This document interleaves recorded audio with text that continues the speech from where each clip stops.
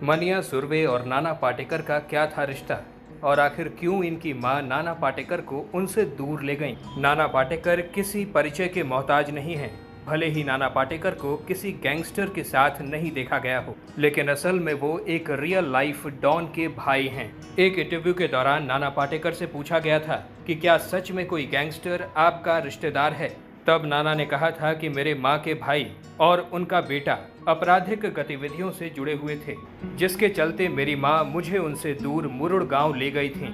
इसी इंटरव्यू में उन्होंने आगे बताया था कि क्या आप मान्या सुर्वे को जानते हो? वो मेरा भाई है, मामा का बेटा, और इसीलिए मुझे लगता है कि हमारे साथ ऐसा ना हो, इसलिए हमारी माँ हमें गांव ले गई थी। जी हाँ दोस्तों, मुंबई अंडरवर्ल्ड में एक से बढ़कर एक डॉन पैदा हुए और पुलिस या दुश्मन की गोली का शिकार होकर इस दुनिया से चले गए। लेकिन आज जिस अंडरवर्ल्ड डॉन की हम बात कर रहे हैं, उसकी तुलना जेम्स बॉन्ड से की जाती है, क्योंकि डेयरिंग के साथ साथ कदकाठी और बॉडी बिल्डिंग में भी वो सबसे आगे था। वो पढ़ाई लिखाई में भी काफ़ी अच्छा था और उसका फ्यूचर भी काफ़ी ब्राइट नज़र आ रहा था। लेकिन इसे संगत का असर कहें या फिर उसकी किस्मत, वो अपराध के रास्ते पर चल पड़ा। और एक वक्त तो ऐसा आया जब अंडरवर्ल्ड के बड़े बड़े डॉन्स को भी उससे खतरा महसूस होने लगा। जी हाँ, हम बात कर रहे हैं उस समय के मशहूर डॉन करीम लाला और दाऊद इब्राहिम की।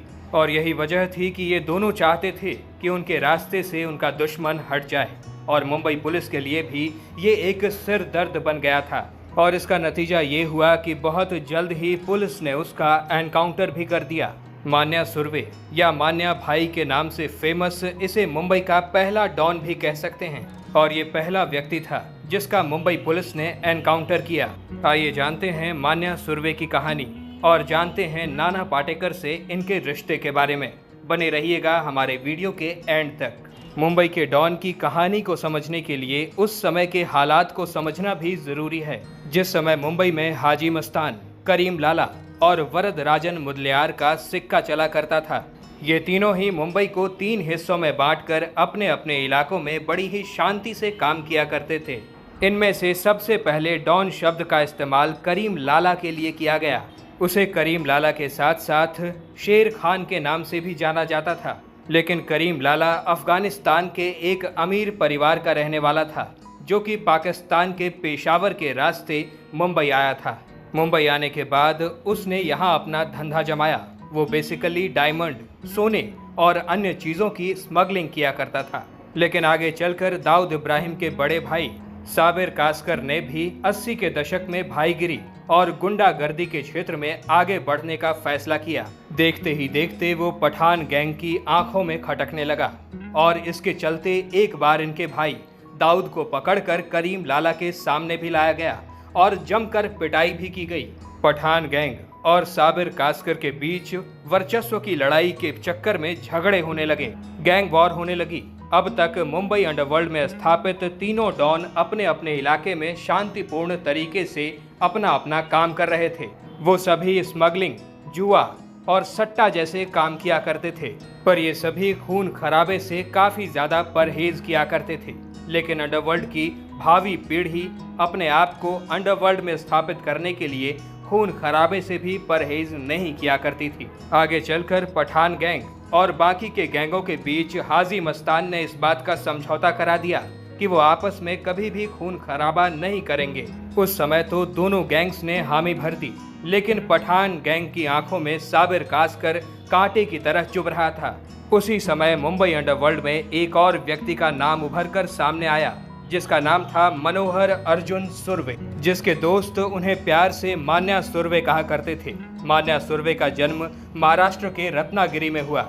अपनी शुरुआती पढ़ाई लिखाई पूरी कर लेने के बाद ये मुंबई अपने बड़े पापा के घर आ गए, ताकि अपनी आगे की पढ़ाई पूरी कर सकें। आगे चलकर इसने मुंबई के कीर्ति कॉलेज में एडमिशन लिया और यहाँ से इन्होंने 76% के साथ ग्रेजुएशन कंप्लीट किया। मान्या का सौतेला भाई अपराध की दुनिया में दखल रखता था, और धीरे धीरे मान्या सुर्वे भी इसी रास्ते पर चल पड़ा। आगे चलकर मान्या सुर्वे ने अपना गैंग बनाया और छोटे मोटे काम करने लगा। लेकिन एक बार एक व्यक्ति से लड़ाई में उस व्यक्ति की जान चली गई। इसके बाद मनोहर, उसके भाई और कुछ दोस्तों को पुलिस ने अरेस्ट कर लिया। इन तीनों को ही कोर्ट ने उम्र कैद की सजा सुनाई और इन्हें मुंबई के अरबटा जेल में रखा गया। लेकिन इस जेल में दूसरे अपराधियों के साथ इनके झगड़े हो जाया करते थे।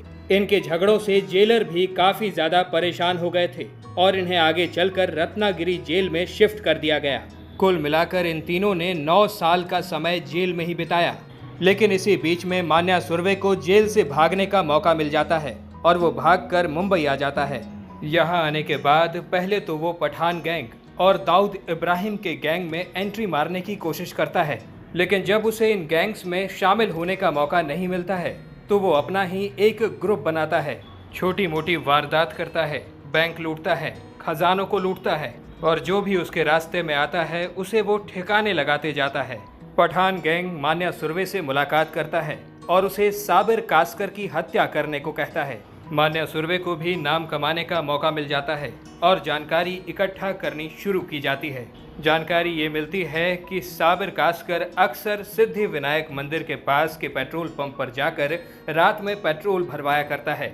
सारी जानकारी मिल जाने के बाद मान्या सुर्वे ने साबिर कास्कर के लिए उसी पेट्रोल पंप के पास अपनी फील्डिंग जमा ली और उसका इंतजार करने लगे। जैसे ही साबिर कास्कर पेट्रोल भरवाने उस पेट्रोल पंप पर आया, तभी मान्या सुर्वे और उसके लोगों ने उस पर फायरिंग शुरू कर दी और इसके बाद साबिर कास्कर की मौत हो गई। अगले ही दिन साबिर कास्कर की मौत की खबरें अखबारों में बड़े बड़े अक्षरों में छपी।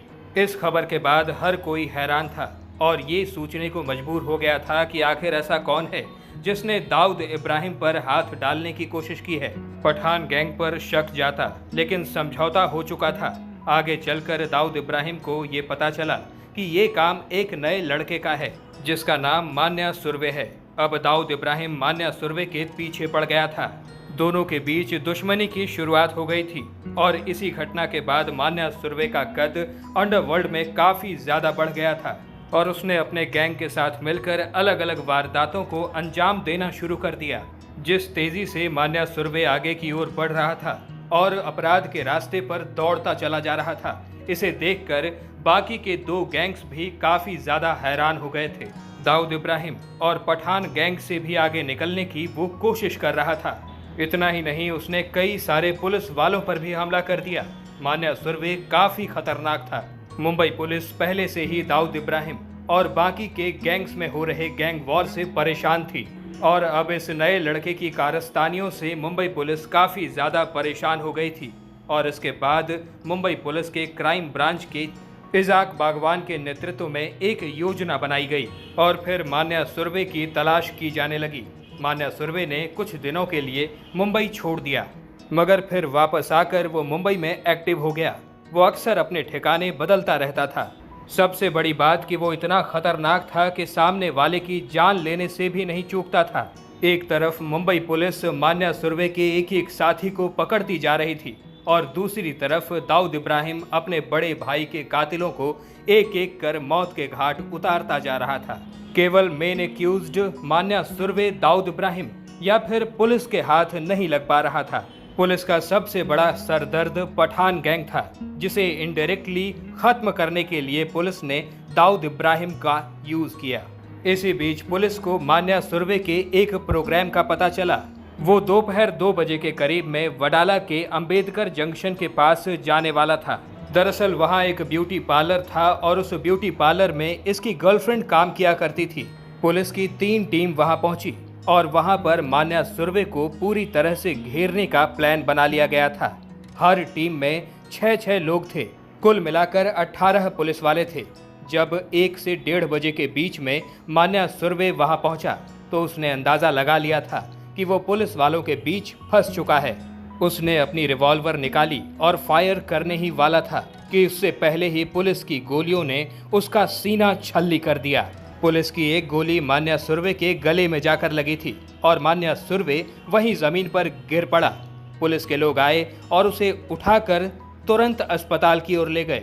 मान्या सुर्वे तब भी जीवित था और जिस जगह पर यह घटना घटी थी उससे करीब 10 मिनट की दूरी पर हॉस्पिटल था, लेकिन पुलिस वैन को उस जगह तक पहुंचने में आधे घंटे से भी ज्यादा का समय लग गया, क्योंकि पुलिस नहीं चाहती थी कि मान्या सुर्वे जीवित रहे। इस खबर से दाऊद इब्राहिम को काफी सुकून मिला था, क्योंकि अपने भाई के मरने के 1 साल के अंदर ही दाऊद इब्राहिम ने बदला ले लिया था। दोस्तों, आपको बता दें कि मान्या सुरवे नाना पाटेकर के ममेरे भाई लगते हैं। क्या इस बारे में आपको पहले से जानकारी थी? अगर नहीं थी तो हमें कमेंट्स में ज़रूर बताइएगा। साथ ही साथ हमें ये भी बताइएगा कि आपको ये वीडियो कैसी लगी। अगर आप हमारे चैनल वारिधि मंथन पर नए हैं तो इसे सब्सक्राइब करके बेल आइकन दबाना बिल्कुल मत भूलिएगा। वीडियो में अब तक बने रहने के लिए आपका बहुत बहुत शुक्रिया।